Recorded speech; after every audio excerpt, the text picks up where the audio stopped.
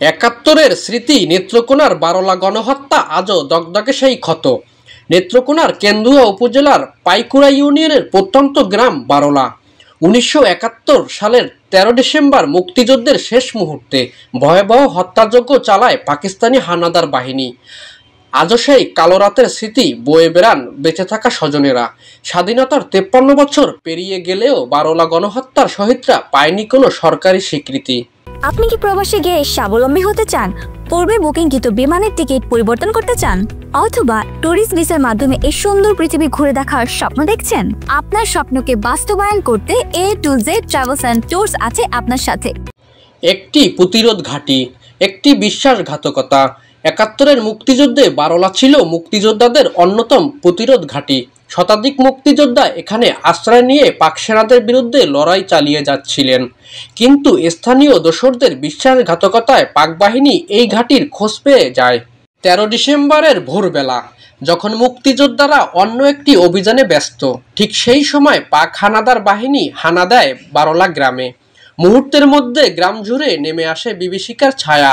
নির্বিচারে গুলি চালিয়ে হত্যা করা হয় নিরীহ গ্রামবাসীদের, আগুন ধরিয়ে দেওয়া হয় ঘরবাড়িতে।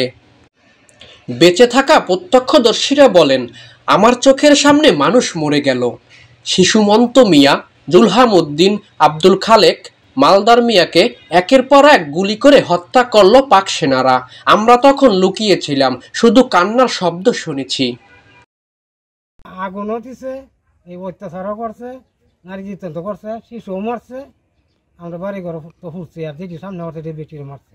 এই সাইডটা মানুষ সামনে করছি, মারছে, লুটপাটও করছে। আমার বাইরেও মারছে, আমার বাহারও মারছে। এই বাড়িতে 2 জন মানে আগ বাড়ি আমার মায়ের তো ঘরের ভিতরে বসে আমরা ডরাইছি বাইতে বাড়িয়ে তো আগ ডাঙর বত চাইছি না আমরা নিয়ে সবাই মাথা আমরা ডরাই বাইতে বাড়ি হয়েছি গিয়ে মারে বুড়িয়ে। 71 সালে এই সংগ্রাম, 71 স্বাধীন 9 মার্চ পর্যন্ত যুদ্ধ হয়েছে। যুদ্ধ স্বাধীন হয়েছে দেশ। এই বারলা গ্রামের যে আগুন দিছে তো ওটা স্বাধীনতার কয়েকদিন আগে এই গ্রামটা ঘুরছে। এরপরে 6 জন মানুষ মরছে।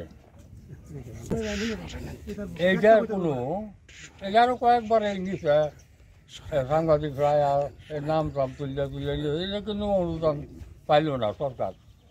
আর এই যে গ্রামটা ফুলল, আমরা খুব চেষ্টা করছি। আমি একজন মুক্তিযোদ্ধা, তো এখানে যত মুক্তিযোদ্ধা আছেন এরাও খুব চেষ্টা করছে এই গ্রামটা ফুললে একটা অনুদান আমরা পাইলাম না। সরকার আমরা পক্ষে এই কাছে না, আজ পর্যন্ত এইভাবে আছি আমরা এই গ্রামের কোনো নারী, পুরুষ, শিশু কেউই রেহাই পায়নি। গ্রামের বহু নারী পাক সেনাদের পাশবিকতার শিকার হন। সেদিন বারলা পরিণত হয়েছিল মৃত্যুপুরীতে। আমাদের গ্রামের এই যে তিনজন লোক বা 4 জন লোক শহীদ হয়েছে, এটার একটা স্মরণীয় স্তম্ভ করুক বা শহীদ মিনার করুক, বা আমাদের গ্রামের যে এই অজস্র পরিমাণে নষ্ট হয়েছিল 71-এ, এটার একটা স্মৃতি হিসাবে একটা কিছু করা হোক, এটাই আমার দাবি। 1971 সালে পাক বাহিনীরা, পাকিস্তানি মিলিটারিরা আমাদের গ্রামে আইসা সকল গ্রাম জ্বালিয়ে দিয়েছিল। আমাদের দোষ একটাই, আমাদের গ্রামে মুক্তিযোদ্ধারা অবস্থান করত, কিন্তু ভাগ্যবশত এদিন আমাদের গ্রামে মুক্তিযোদ্ধা ছিল ক্যাম্পে, এনেই ক্যাম্প ছিল। এই ক্যাম্পে 2 জন না 3 জন মুক্তিযোদ্ধা ছিল, অন্যরা ওই ডিউটিতে গেছিল। কিন্তু এই সুযোগে আইসা আমাদের গ্রামে এন থেকে আপনার মনে করেন গ্রামের মাথা থেকে পুরা গ্রাম জ্বালায়া দিছিল। সরকারি স্বীকৃতি ও স্মৃতি শহীদের দাবি স্থানীয়দের 50 বছর পেরিয়ে গেলেও বারলার সেই ক্ষত আজও শুকায়নি। বারলাবাসীর একটাই চাওয়া, এই গণহত্যার আনুষ্ঠানিক স্বীকৃতি ও একটি স্মৃতিসৌধ নির্মাণ। নেত্রকোনা কেন্দুয়ার উপজেলা নির্বাহী কর্মকর্তা ইমদাদুল হক তালুকদার বলেন, 1971 সালে বারলার গণহত্যার ইতিহাস যথাভাবে সংরক্ষিত হয়নি, যা অত্যন্ত দুঃখজনক। আমরা খোঁজ খবর নিয়ে সরকারিভাবে স্বীকৃতি দেওয়ার সর্বোচ্চ চেষ্টা করব।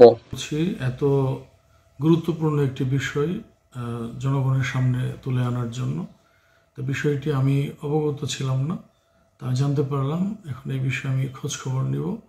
এই ধরনের একটি গ্রাম, এটি আমাদের আসলে ইতিহাসের একটি গুরুত্বপূর্ণ অংশ। সেটি কিভাবে আমরা ইতিহাসের অংশ হিসেবে আনতে পারি সে ব্যাপারে আমরা প্রচারণা চালাবো। পাশাপাশি সেখানে যদি আহত বা নিহত মুক্তিযোদ্ধা থেকে থাকেন তাদেরকে কীভাবে পুনর্বাসিত করা যায় অথবা রাষ্ট্রীয় স্বীকৃতি এবং পৃষ্ঠপোষকতা প্রদান করা যায় সে বিষয়ে আমাদের দিক থেকে আইন অনুযায়ী যতটুকু করণীয় সর্বোচ্চ আমরা করার চেষ্টা করব। ধন্যবাদ। পিটিসি স্বাধীনতার জন্য অকাতরে প্রাণ দিয়েছিলেন বারলার মানুষ, কিন্তু সেই ইতিহাস আজও অবহেলিত।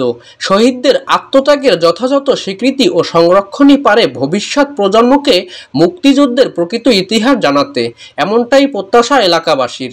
Mohammad Atiar Rahman, 26 TV news desk. 26 television, মাতৃভূমির বন্ধনে।